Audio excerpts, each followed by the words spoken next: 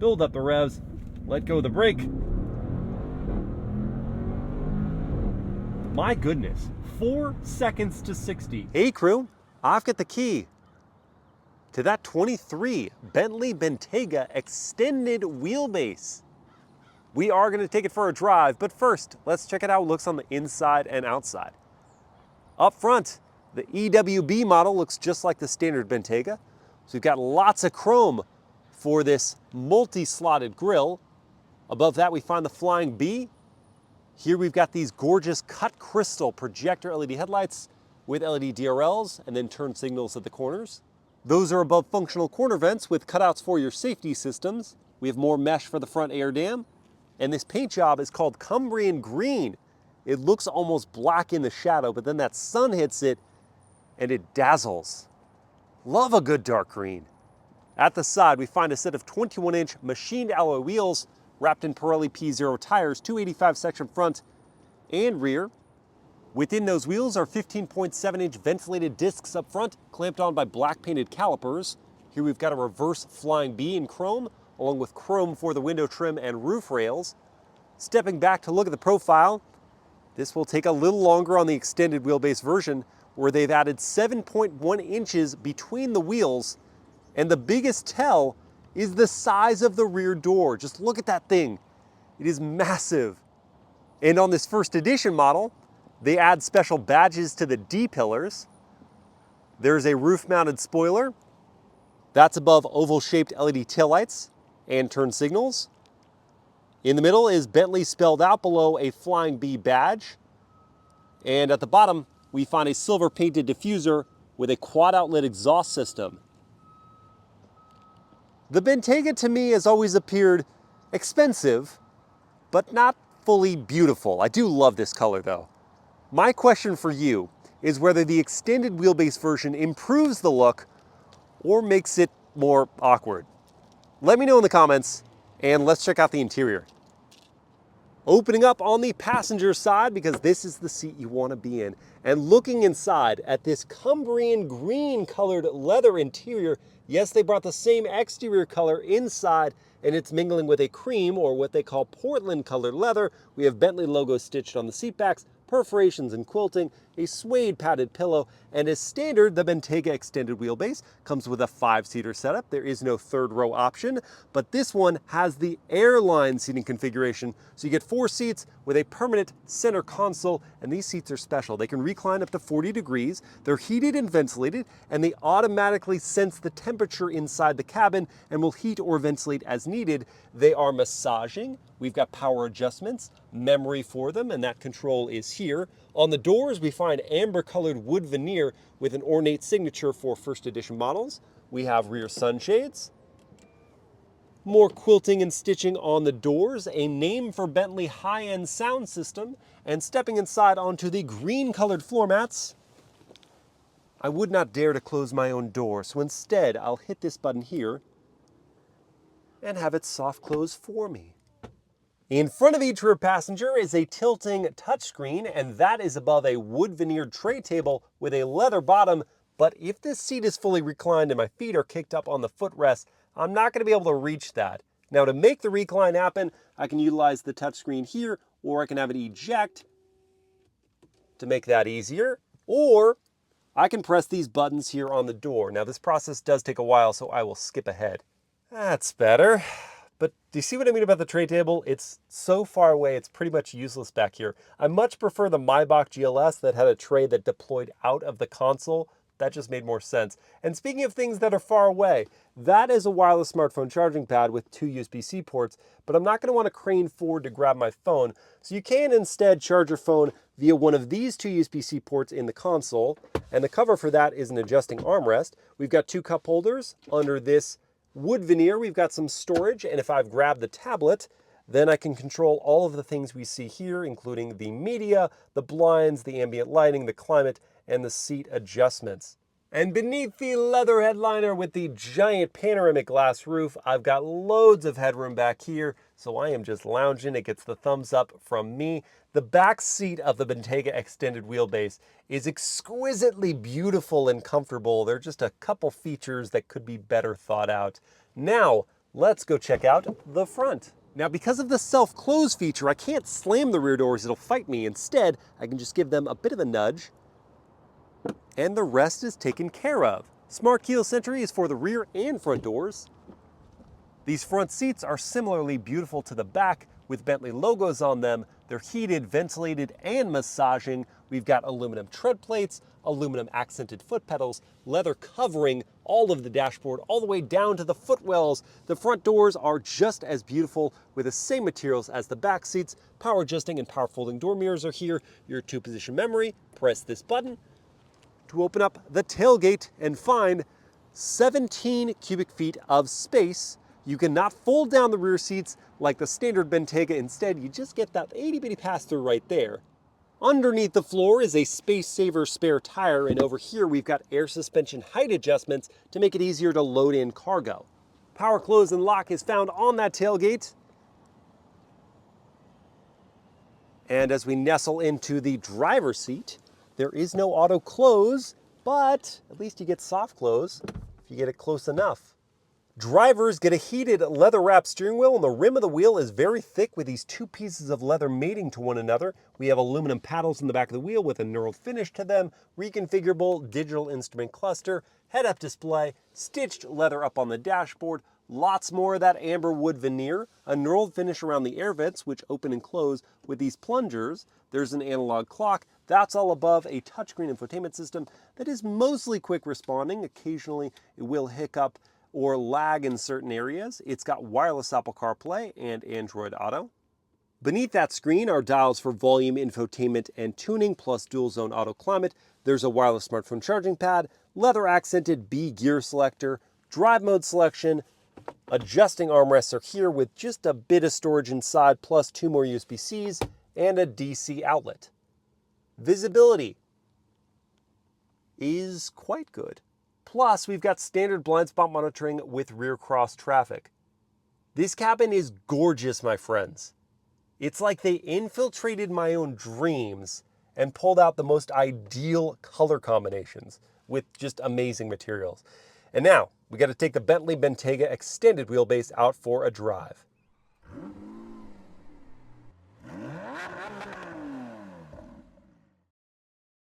All right, let's fire it up.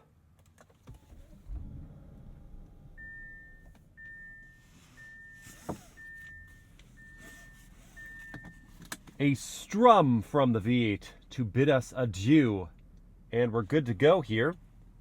I'm going to select with the drive mode selector, the comfort mode, just to kick things off.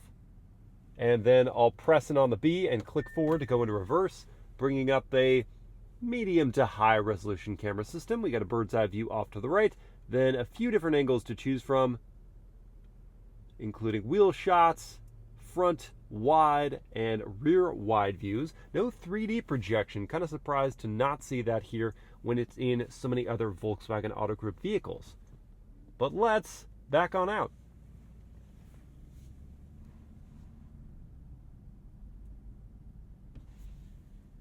Press down once more on the B and click back to go into drive. Let's kick things off with the world famous horn test. Ooh. So dignified and British. Now for the turn signal sound.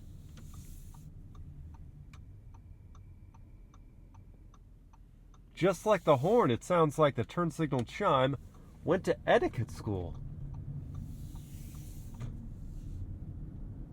Powertrain.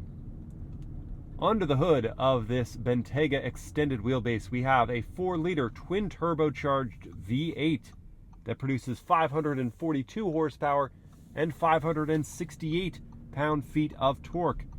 That is routed through an 8-speed automatic gearbox and sent to all 4 tires. It's worth noting that unlike the standard wheelbase version of the Bentayga, this longer wheelbase model doesn't have multiple powertrain options like the plug-in hybrid V6 or the vaunted twin-turbocharged W12, and that's a bit of a bummer because especially that W12, which is now being sunsetted by Bentley and has such a rich history, you don't have that option. But thankfully, this twin-turbo V8, which is used in both Porsche and Audi products, is always well done. The boost comes in nice and early and just swells you up, and even here in comfort, where throttle response is relaxed, you can easily get up to speed. And then that 8-speed automatic is shifting for us imperceptibly so as not to disrupt your comfort cruise. And it is indeed comfortable, isn't it? These seats just cosset you and support you in all the right places. You can have a massage. And my driving position is mostly good. I wouldn't say no to an extra inch of being able to lower the seat. But the ergonomics are just sublime. Now let's try the turning radius. Fully cranked. And that is quite good. It's especially good because for the first time in the Bentayga, we have rear wheel steering, meaning that the longer wheelbase version of this SUV actually turns around tighter than the standard wheelbase version. And it takes some of the question marks out of maneuvering this longer SUV in tighter spaces. The ride quality on these adaptive dampers is largely faultless, muting those road imperfections such that what comes through to your back and bottom is just little pecks, not severe disruptions. Only when you go over something serious, a pothole or a very, very large bump, will that air suspension kind of crash. You can hear it more than you feel it, but that's unsettling. But those are only every so often. Otherwise, you're just floating along majestically. Is the Bentayga extended wheelbase quick? Let's find that out with a real-world 0 to 60 test next. For that, I've got my race box set up here. I'm then going to move into the sport drive mode, and there is a launch control system in the Bentayga, even this extended wheelbase. Hold my foot on the brake, pin the throttle, build up the revs, let go of the brake. My goodness, 4 seconds to 60. And I don't know if you can tell, but these roads are damp. It just rained this morning. Yet you'd never be able to tell from behind the wheel because we rocketed forward without any hesitation whatsoever. Thank you, all-wheel drive system. 4 seconds. Wow. And I did enjoy the note from that V8 when it was awoken from its slumber. A little snarl on the upshift and intense motivation. I mean, seriously, you'd better check to make sure your airline seat passengers back there are ready for takeoff, because it genuinely feels like it when you put your foot down. I'm squished so hard against these very comfortable leather chairs. And now I gotta try manual mode, so pull back on the gear selector once more and caress the knurled finish paddles. Not the quickest downshift. Ooh, it upshifted for me before redline. Let's see if I can't do it myself now. Had to shift early to actually still have that control over the shift. So the manual mode isn't that great, but the force of thrust is. And we aren't finished sampling the Bentayga extended wheelbase's performance. Next, we're going to do braking and handling. So I'm going to hold this button to turn off stability control and carry some speed into this curve. Here we go. Hard on those brakes. A little wiggle, but they did stop us well. Turn in, not the fastest. Feeling that understeer here. And more lean than I expected with active anti-roll bars. Oh, but that V8 carrying us out of the corner. Post-haste. So dynamically, that was not overwhelming. As I mentioned, we've got active anti-roll bars, and yet they couldn't really stop the Bentayga from leaning pretty heavily in the corner. I did get a reasonable amount of feedback through the wheel, and that helped me know where I was going within the lane, but that also told me that we were understeering pretty hard there. Just didn't give me much as a driver there that really made me savor that handling. But the braking, despite the wiggle in the beginning, again, we are on damp roads, was very strong in reducing that momentum before we entered that curve. And now, let's go into the Bentley drive mode. Traction is back on. I'm going to engage the adaptive cruise control system with steering assistance.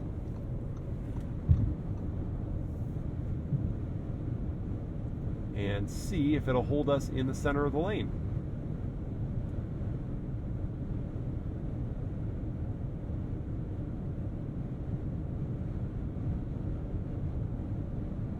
Definitely a little bit of ping-ponging that happens there, and it did want to almost give up at a certain point there at the end. This is not really intended to be a hands-free system like the latest BMW hands-free highway driving systems, but it still will reduce that driving fatigue. Just obviously with these systems, any of them, you really still need to be paying attention. Listening now for the NVH level.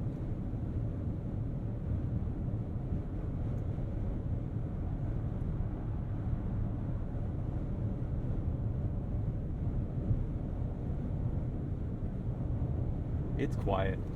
It's real quiet in here. You hear a light hum from the tires, a stream of wind noise coming off the hood, and just a faint rustling of cars passing by you. This is a serene cabin. Not quite the same level of bank vault quiet as the Rolls-Royce Cullinan. We now have entered a different and louder road surface, but still very, very hushed. That's going to lead me into my MilesPerHr word of the day, which for the Bentayga Extended is superlative, meaning of the highest quality. Because all the pieces that come together in this vehicle feel just a cut above. The ride quality, the engine, the materials, the fit and finish, the delicacy of their layout just raises the bar for luxury SUVs. Before we dive into pricing and competition, let's talk about the fuel economy and top speed for this Bentayga Extended. The fuel economy is 14 mpg in the city, 21 on the highway, and 17 combined. The top speed is 180 miles per hour.